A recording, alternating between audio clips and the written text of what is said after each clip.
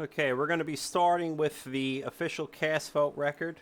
We're going to do a fresh download. So we're going to go to Clark County election results. Okay.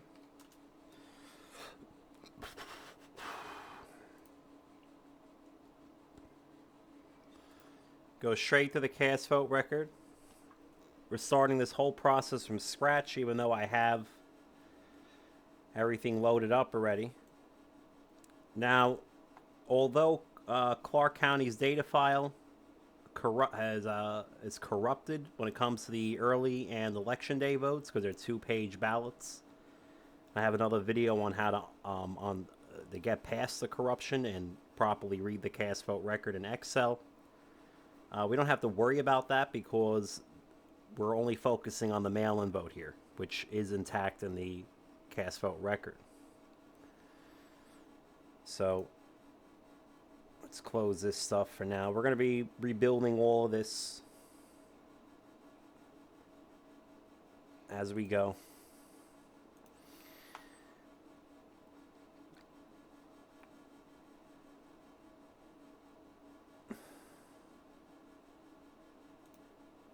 Let's close out Excel.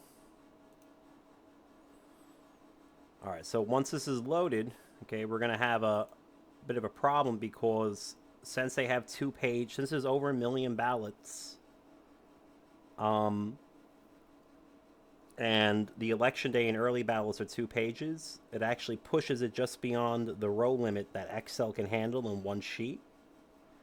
So we're going to have to manually copy and paste directly from the CSV file in Notepad, okay? We're going to let that open. We're going to get Excel ready. And we don't need the whole cast vote record. So there's 3 segments of mail-in voting. Before the early vote, between early and election day, and after election day. So what we're going to do first, we're going to grab our headers, okay? And we're going to go pretty far down the cast vote record, okay? Mail-in votes don't start, early votes don't start for a while, okay? So as long as it still says mail right here, we're good.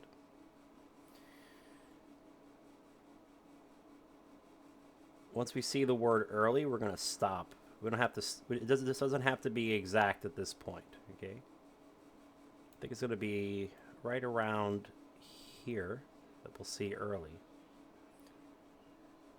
Unless they pull down their cast vote record. Did they pull down their cast vote record?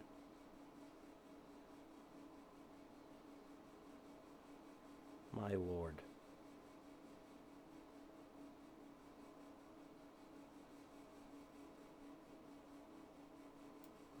Oh, I gotta pause the video, so they might have retroactively done something here. Hold on. I gotta look. Alright, so I do see early voting in here. So it's actually occurred way earlier than I thought. So it's around here we're gonna go. So let's take...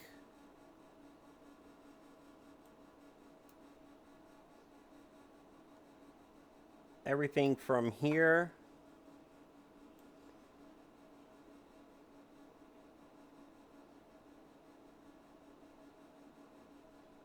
we'll stop here, okay?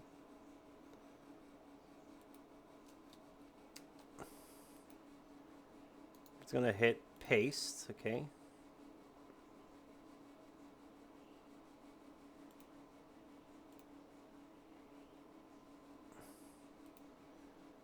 We're gonna do split text to columns, delimited, comma only.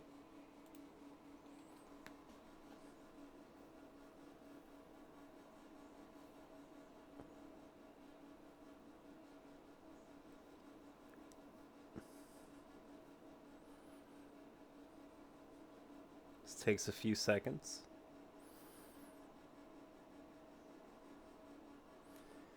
Now we have to get the rest of the mail-in votes, okay, because this isn't all of them. So I'm going to pause the video while I manually search from here until the start of the early vote. Okay, I found going full screen in Notepad gave me a little more control over the scrolling. So we know the early vote is going to start pretty soon up here. Oh, right here, I found the transition. The transition is on ballot number 317,017. Okay, we go here. This is the last mail-in vote before the early vote. It's going to drop to the bottom. Again, paste. We'll split this later. What the hell? Hi. Have you been able to go? Oh, I guess I already pasted quite nicely for us. I didn't have to go do that. Let's make sure that usually got to split the text to columns, huh? Alright, well, it looks intact to me. Let me just do a brief. Okay, very good. One more check. I just want to be totally sure here. Alright, well, that was very nice. Alright, so this is the first stop. I have to now go find the end of early voting to the next mail-in voting, so I'm going to pause to the election day. So, hold on. Okay, so the first mail-in ballot of the second series of mail-in votes starts on ballot number 712,455 right here. Now I gotta go find the end of that. Okay, I'm seeing the start of the election day vote, so we just gotta go up until it says mail. So I'm just looking right here where it says election day. And when I see that visually switch to mail, here it is. So the last ballot in the second sequence is 754,124.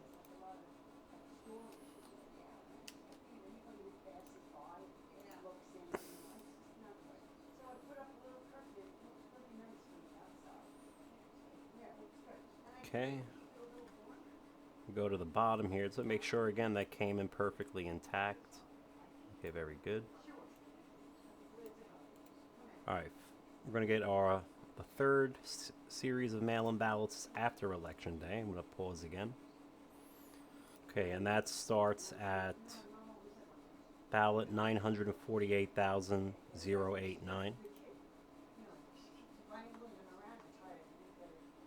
I believe we go to the end here. We'll get this last ballot. We got to do a little trick for that. So the very last ballot is for some reason you can't grab it in Notepad unless you add an extra character. So we're just going to add a temporary character.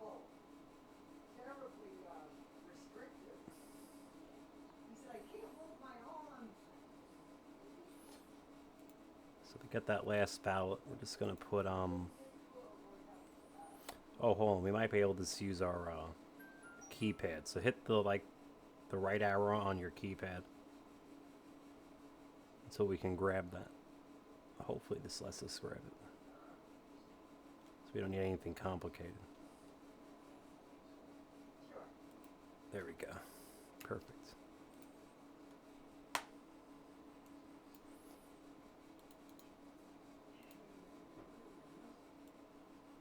Okay, very good. Okay, what we're going to do now, we can close this. We don't need the Notepad version. Okay, what we're going to do now is first make a copy.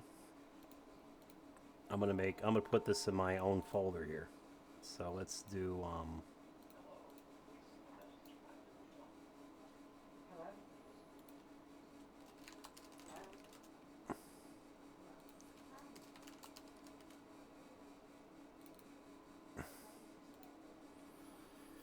Alright, so we don't need most of the information here. Except say questions 3 and 6. We're also going to keep the Senate race as well.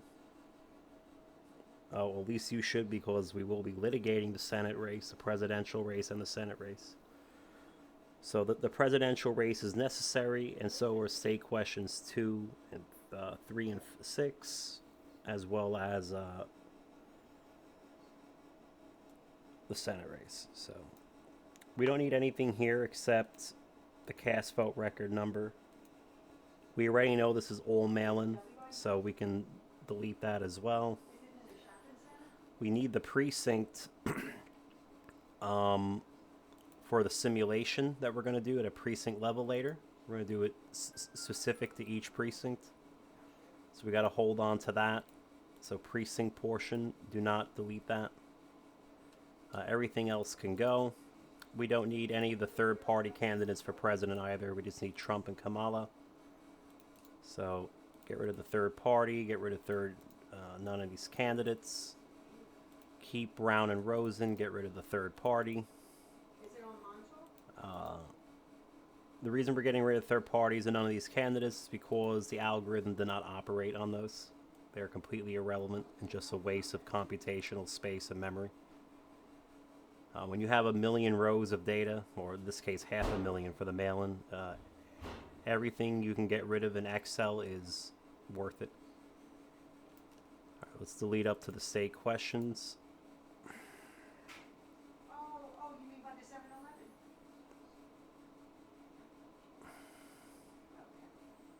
Okay. Oh, the handy dandy. Okay.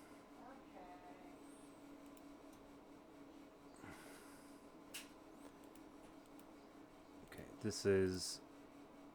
That's really good. I picked the fucking 13. So we need these. That's state question 3. Yeah, well, I'm always over. State question 6, okay? Everything else is garbage.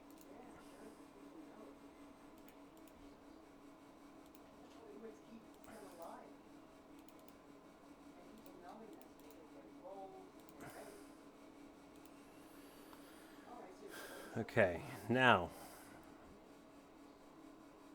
we're just going to put the names here. Trump. Oh, hold on.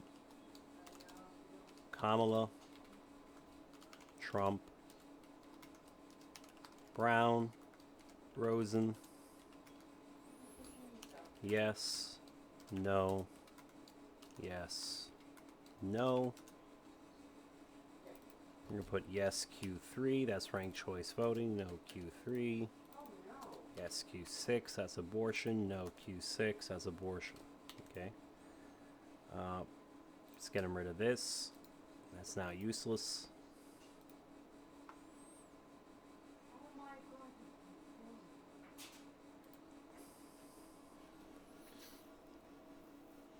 Let's center everything so it's visually appealing.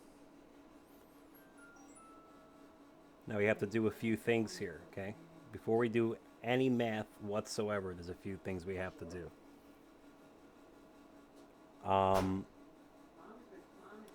This is the original CVR number, okay? But you'll see that it's in a text form here. So what we have to do is get that out of text form. To put it lightly. So we're going to go CVR number. Okay, we're going to do equals value. Okay, this converts text to its numerical string value. And if for some reason there's an error, which is very rare, but if there is, we're just going to give it an absurdly large number. Okay, and delete it from the record. Actually, you know, we'll give it a negative number. I'm so glad. Here's all that stuff out. And then we'll get rid of it. Okay.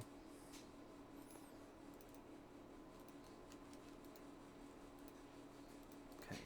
We can delete the original one. Oh, great. Well, he knows. Sort from smallest to largest. If we have any negative numbers, we're going to get rid of them right away. Oh, no. So like whatever this is, we're just going to get rid of it. Because there's no data there. I have no idea what this is. The exception of that very first one. Because that's an actual vote. Oh, please. I call these ghost ballots. I don't know what they're there for. Maybe the people that rigged the election can tell us what they're there for. All right, so now It's one of those days, right? we're going to put Trump before Kamala. Brown is fine where he is because we're going to go Republican, Democrat, Republican, Democrat, and then we want to go no, yes, Same bed today, but you had a little no before yes because that's the supposedly the more conservative stance. Although I would argue, based on how synthetically engineered these elections are, it's probably the general stance of everybody, regardless of their party. All right, so let's put borders here. I went into the foyer and I realized that everybody, when they pass by, And then once we have that, we're going to go ahead and save. We have to do indexes. So we need a custom cast vote record index curtains. because Yeah, anyway, put them up there with dark ones. there's early voting and mail-in voting in between it. So let's just sort this by cast vote record. That way it's still in the original order. So we still have the mail-in votes in the order in which they were processed. We're going to do custom CVR here, and this is a very easy. You would screw in that. Just start with 1, and then you do the following. Ready? Equals 1 plus the number above it, and just drop that to the bottom. Which is fine, which, but I use the, right, so yeah. Okay, now we need precinct numbers. So we're going to sort this by precinct. We're going to add a precinct portion here. We're going to call this P number. We're going to start with the number 1 in the first cell, and in cell 2 under, we're going to write if the precinct name is equal to the one above it, then 1 plus this number. Sorry, the same number. Otherwise, 1 plus the number. Remember, you have to have the cast vote records sorted by precinct before you do this. You know what I mean? I kind of distributed the weight about. Yeah, so that's how I did it. And it Let's take a brief look. Looks correct. Okay. Now, we're going to sort this again back by the CVR number. We never sort by custom CVR. That's technically our own number that's going to be used for data. So this is the custom CVR. We're going to highlight that in brown. Sorry, that's the original. This is the custom just for the mail-in itself. We'll call it mail CVR. Okay, it's our own number though. Not that there's anything wrong with it being our own number, but just to remember. Put the precinct name in green. Put this in light green, the precinct index.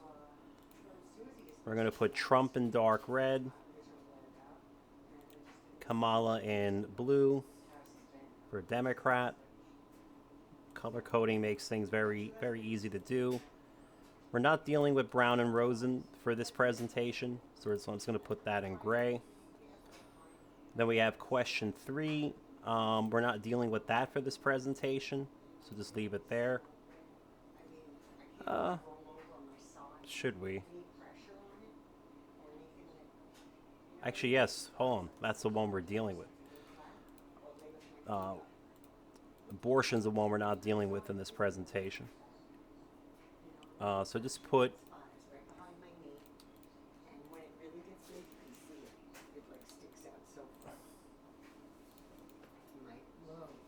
no in orange. I like to use a nice brilliant orange. Alice, a nice brilliant orange.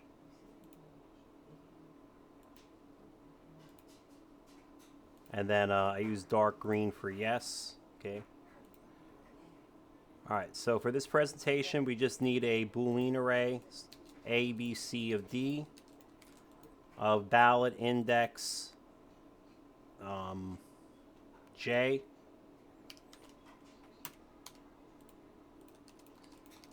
And this Boolean function, all it does is tell us, did you vote for Trump or Kamala, and did you vote yes or no on the proposition?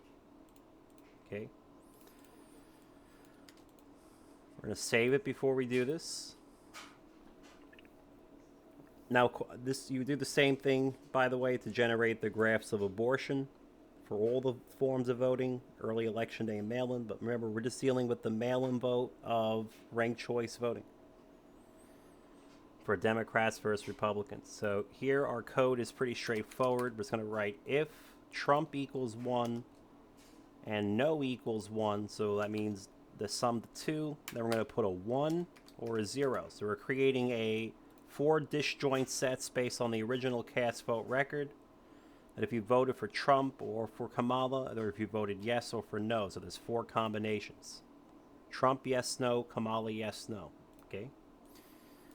If they didn't vote in one of the races, but they vote in the other, or they didn't vote in either, we don't care about that. We're going to mark that if that happens. Okay. And then we're not going to simulate that ballot later in the simulations. We're just going to leave it as it originally was in the cast vote record. All right, so anyway, if Trump and yes is B. If Kamala and no is C. And if Kamala and yes is D. So let's just review this, make sure it's right. So that is Trump, yes, Kamala no, Kamala yes. Okay. Apply that down the column. As soon as you're done with that, let's like to check a few at random. All right, very good. I'm going to move question 6 over here because we're not really going to be using it. That way I have my colors here. All right, this is easier for me to see.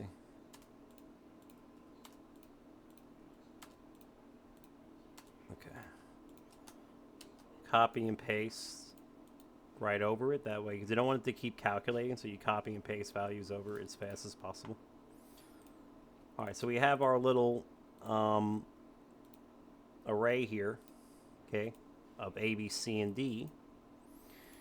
But now we need to create the cumulative versions of this. So this is going to be S, T, U, and V, okay? So what we're going to do is start with the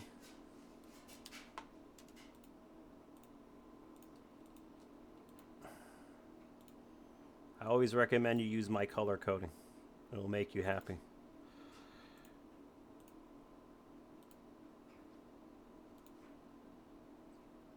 This is just based on my experience, the best way to color all this stuff in. To keep mental track of what everything is. Okay, so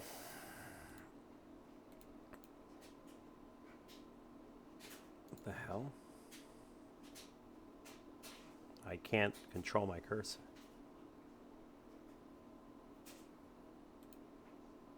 Okay.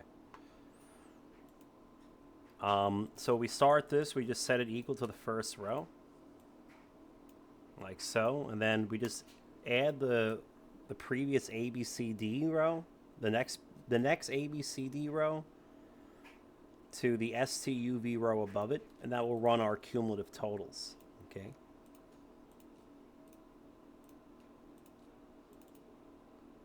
Now we just want to eyeball the sum at the end and make sure that there's oh,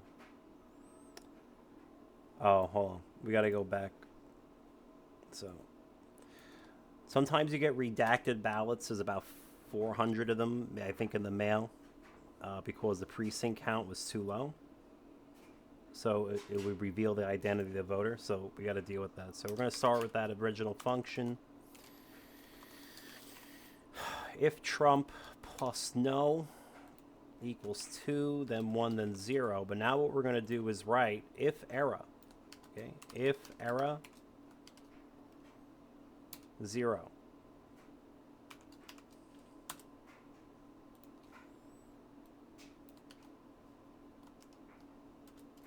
That's how we're going to do this over and over.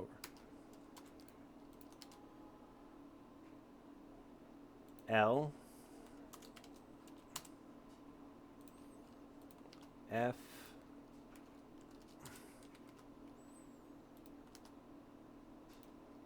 F L. Okay.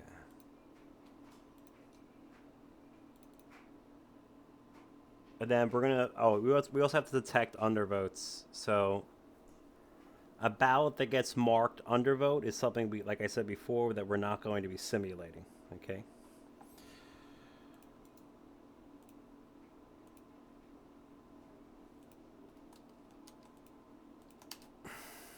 So we'll call this E sub j.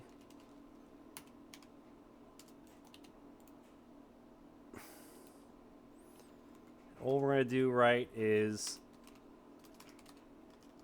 if the sum from A to D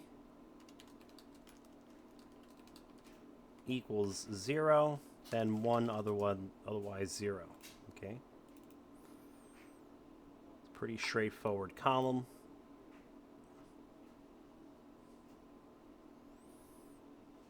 And then we just want to add these all up at the end.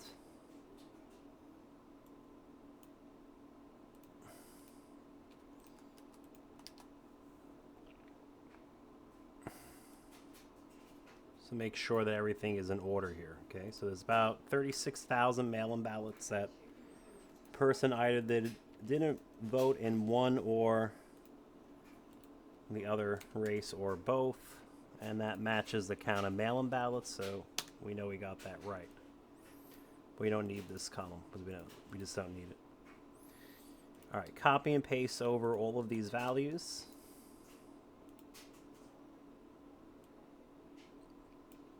And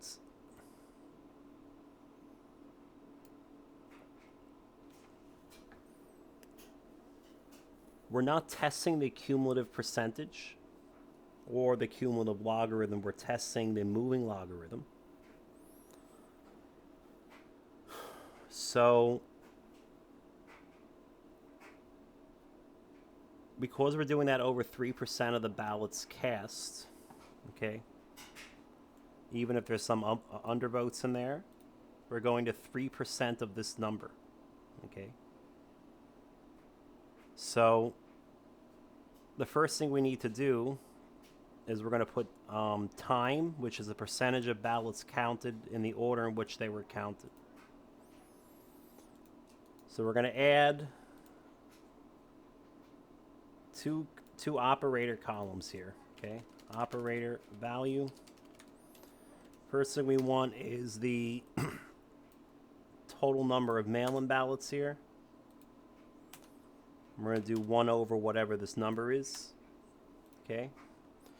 To avoid crashing our computer and multiplying by this number, even multiplying by, because if we divide every one of these cast vote records in yellow by this number, it's an intensive operation for that many columns.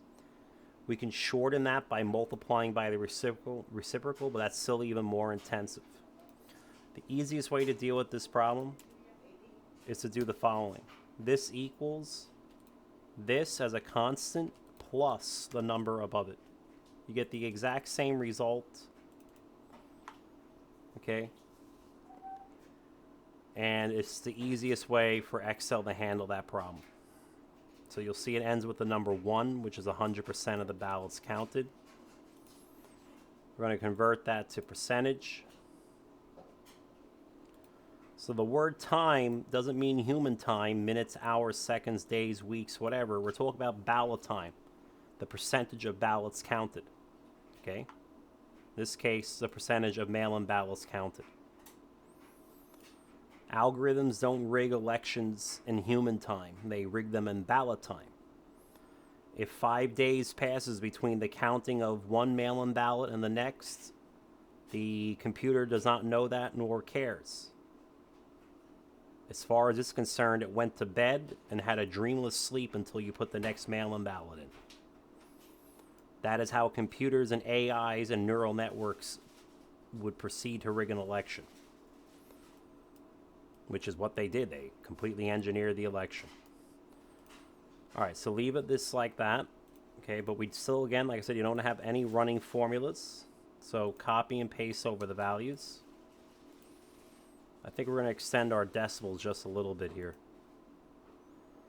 All right, so we're going to go find where 3% of the ballots cast is. This is a very important moment. Okay. So since this is the cumulative total, okay, to get the moving total per 3% of the ballots cast, we're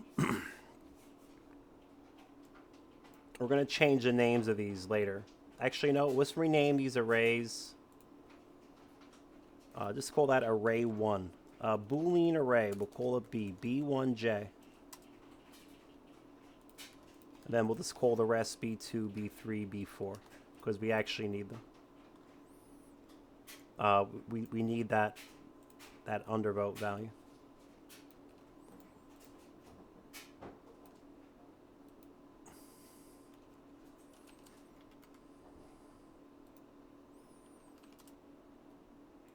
And then we're just going to transpose this here so we know what it is in human words. So this is Trump yes. Sorry, Trump no. The next one is Trump yes. Then you have Kamala no. Or Kamala yes. And then you have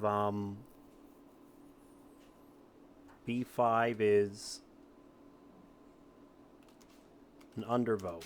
Remember, that can mean undervote for the presidential race, or the proposition, or for both. We don't care which one. Okay. SCU and V. So let's give this a different name. Let's call it C1J. Okay. And these are the cumulative arrays.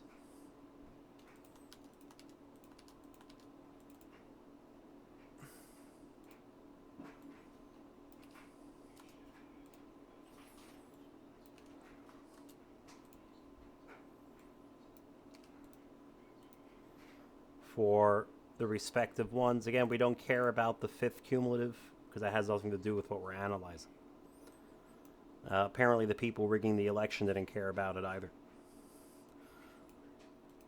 Alright, so now we need them moving. So this is where I'm going to use STU and V finally. Okay.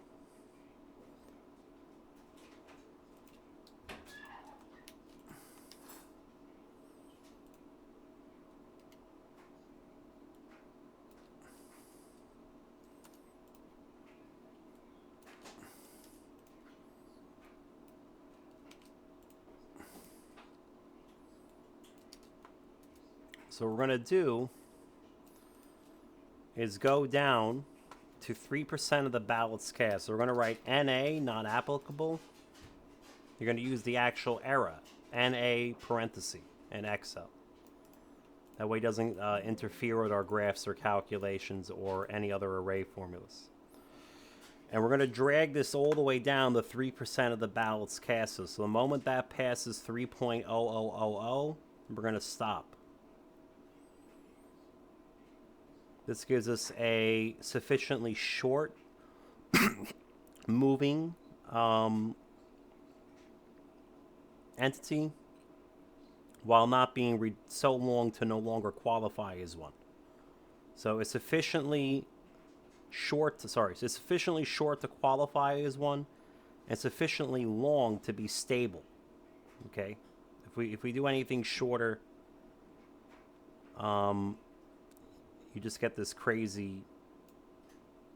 It's just too erratic whether the election is rigged or not. All right, so we're going to do the sum, not of the cumulative. Okay, the cumulative is there if you want to use it for something, but we're actually going to be doing the sum of the Boolean array. Okay, which is right here. Oh, hold on, whoa, I might be wrong about that. Hold on.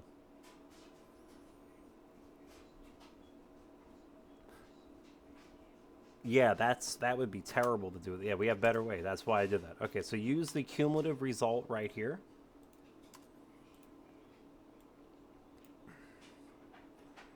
For the start, okay?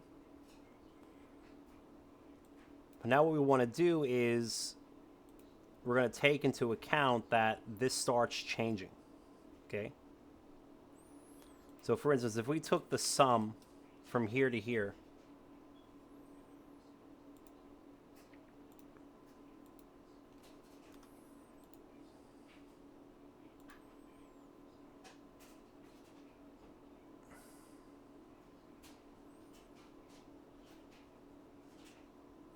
yeah, if we went from 02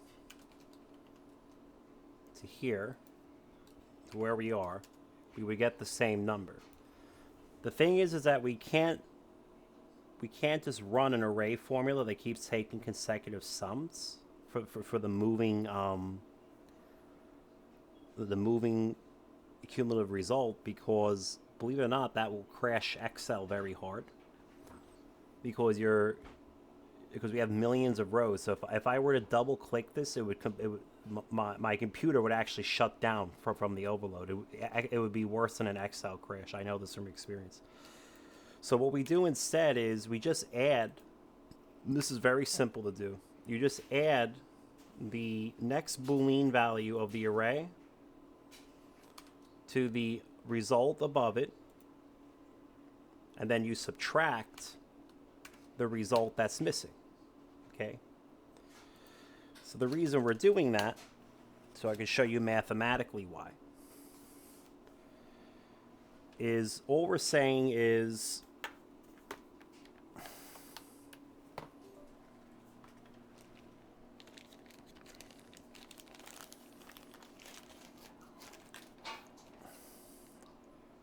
to use the S of t, which is Trump's moving cumulative total, the Trump no vote. We're saying Sj, okay, equals from k equals j minus whatever 3% of the ballots is. Okay, 3% of ballots. So j equals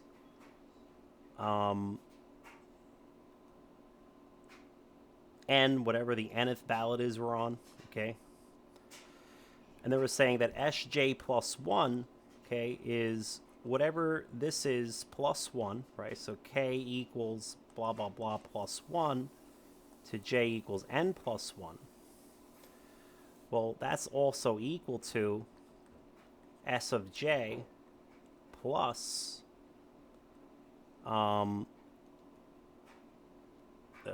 the sum version.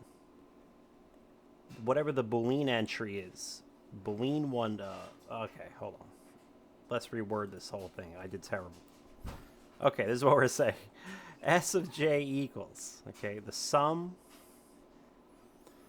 from k equals, we'll actually go get the number. Well, I won't be lazy about it.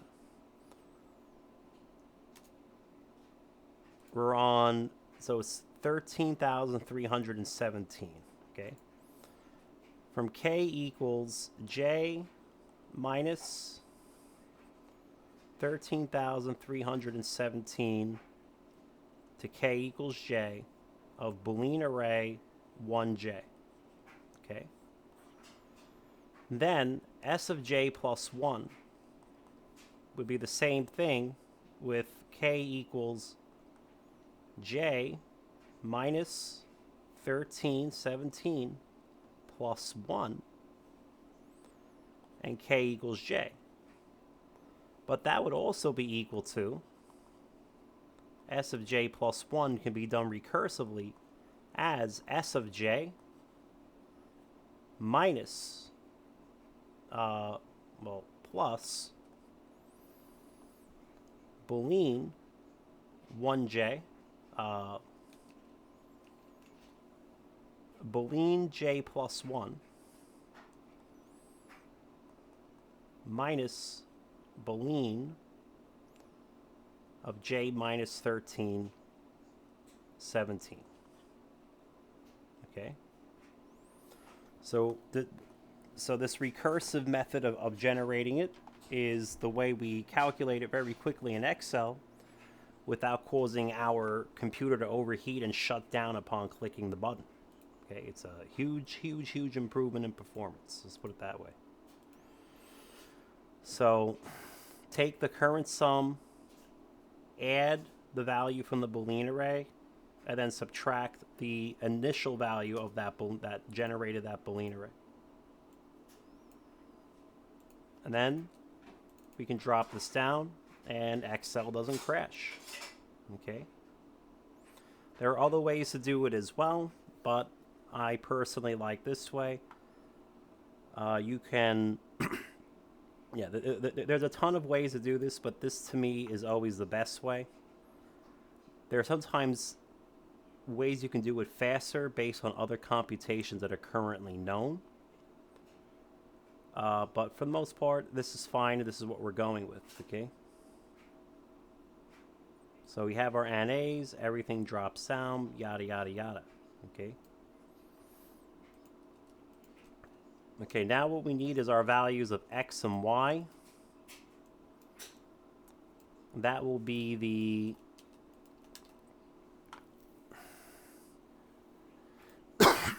the relevant percentages here.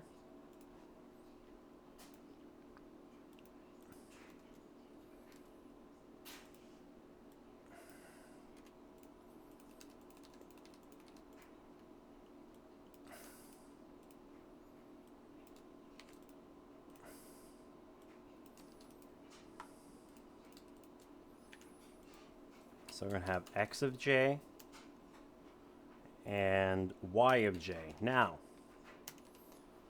we're going to have to do this with logarithms. I'm going to explain why in the next section of this video. But for now, this is what you enter in, okay? We're going to enter the logarithm of S divided by T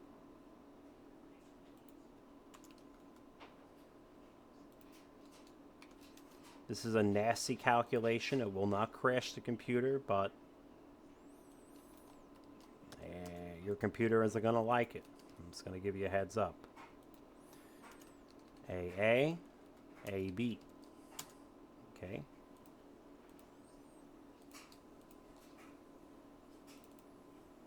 Now, if this was Arapahoe County that we were doing, we would just be using percentages, but because it's Clark County, we have to use the logarithms of the direct vote ratio. So the next segment of this video will deal with why we have to do that, okay? We're going to just finish this segment with telling us what our labels are. So STUV and X and Y. This is moving Trump, no.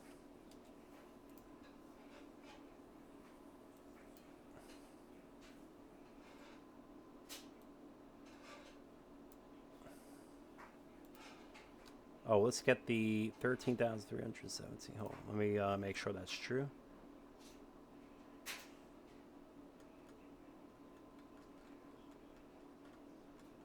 I just want to get that number that we're moving with.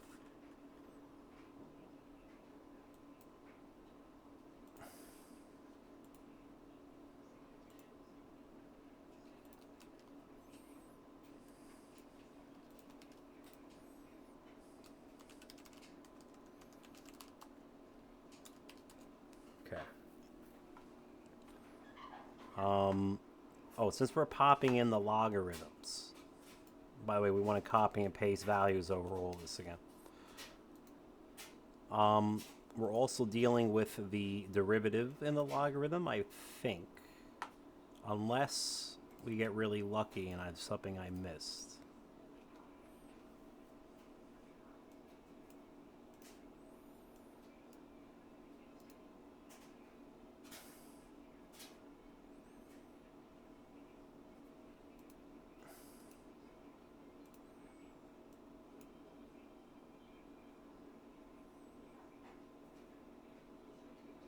Yeah, we're going with derivative here.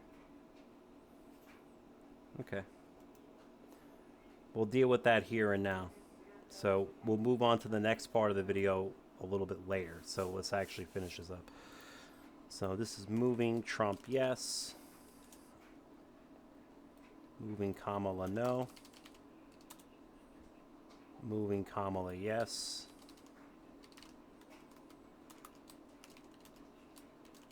Moving. Well, we already know it's moving. So this is log Trump no to yes ratio. Log Kamala. Okay. Derivatives. Okay. So why derivatives? So let's take a quick look, shall we? So in front of me is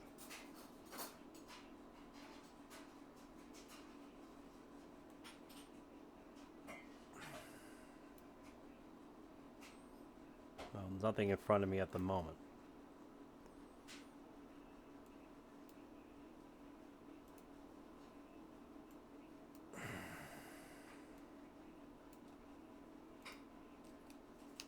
I know this is from another document, but I just want to show you like what's going on.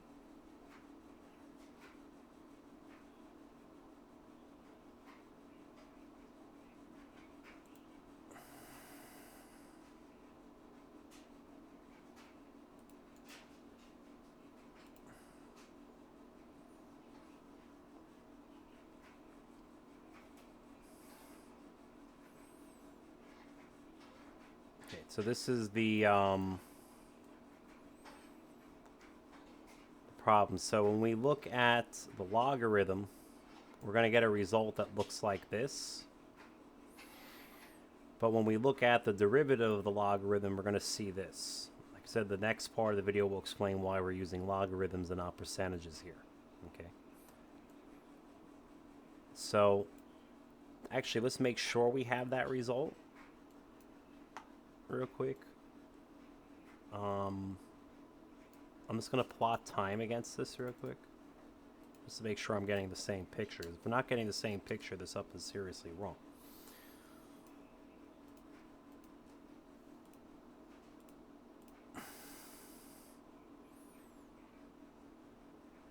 Okay, so we got that picture. Good. All right, now to make our derivative, what we're going to do here is we're going to double the moving count, which is about to 27,000-ish. We'll see it's 6% of the ballots counted. And we're just going to call this G and H. Okay, so this is the function G. This is the function H.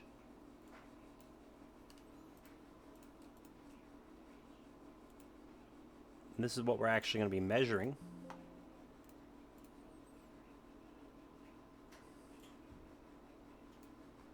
So we're going down to ballots at 3% of time. We're going to take this down to. So again, enter directly the error code equals NA parentheses. So I'm going to drop that down to 6% of the ballots cast.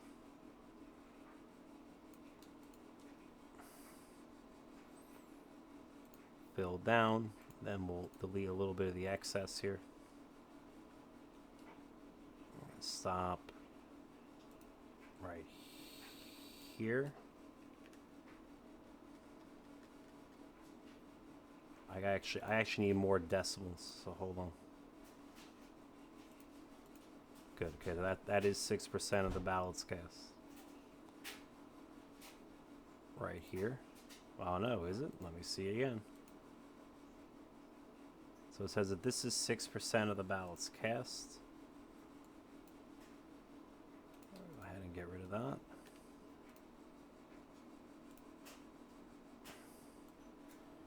Okay, so to get our derivative, it's very simple. We just subtract what's ever here minus what's ever at the start of the sequence. And again, this length is chosen because it gives us a stable derivative. Okay. Remember that the derivative of the logarithm of x in a vacuum, if it was like a pure function, is 1 over x. But because we're doing a logarithm against another logarithm, that isn't what it means. So thank God. All right, let's go ahead and graph. Make sure everything makes sense. Very good. And you'll see that this derivative is in a near one-to-one correspondence. Okay, it should just be a perfectly circular or elliptical cloud of total randomness at a fair election. So we're going to get an r squared of about, I think, 8.5. And then what our goal is to do is to show through simulation that the expected r squared value is 0 with a standard deviation of nearly 0. And therefore, this r squared result of 8106, which actually we have to even do r squared in logarithmic terms, but we'll get to that later, is like, 15,000 million sigma.